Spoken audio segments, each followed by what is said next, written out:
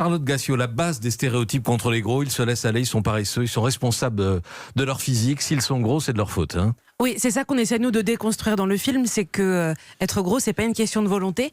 D'ailleurs, cette saison, en fait, les gros, les malades, les vieux, en fait, ça incarne toutes nos peurs à chacun, parce que c'est quelque chose qui peut nous arriver à tous.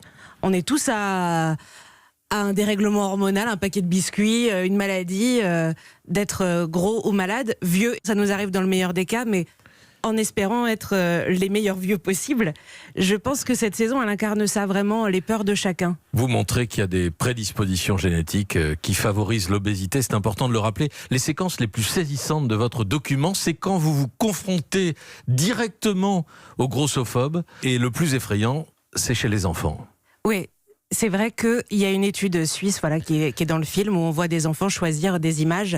Est-ce que tu préfères jouer avec cet enfant qui est, entre guillemets, normal, un enfant gros ou un enfant handicapé?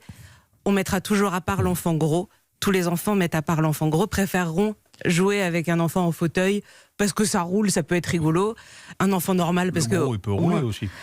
Ouais, mais alors les enfants, c'est plutôt il prend trop de place, il va tout manger, on n'aura plus de bonbons. Enfin voilà, ça leur fait peur et ils sont déjà discriminants à cet âge-là. Il y a aussi cette séquence savoureuse où vous avez donné rendez-vous à un intervenant d'une télé d'extrême droite, manifestement grossophobe, sans lui dire qui vous étiez et à quoi vous ressemblez, Charlotte, et on voit son malaise. Ah, il a un très joli regard. Visage.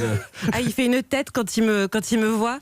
Ouais. Genre, oh là là, oh le gros tas qui vient m'interviewer. Pareil, jamais je n'aurais imaginé que cette discrimination puisse s'exercer de la façon que vous dites envers les gros. Bon, le petit handicapé sur un fauteuil ou pas, mais là j'apprends quelque chose de tout à fait nouveau. Moi, si vous allez sur mes réseaux sociaux, les gens qui m'aiment pas, c'est immédiatement gros porc. Alors maintenant, on a passé un nouveau stade, hein, c'est rends tes organes, c'est plus original. Ah. Oui.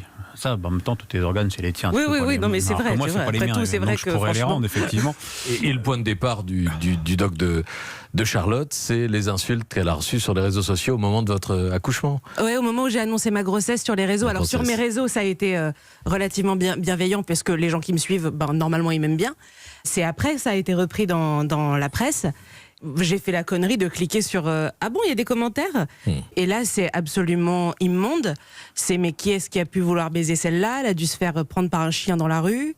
Et quand on annonce quelque chose d'aussi chouette qu'une grossesse désirée, et ben c'est un peu violent.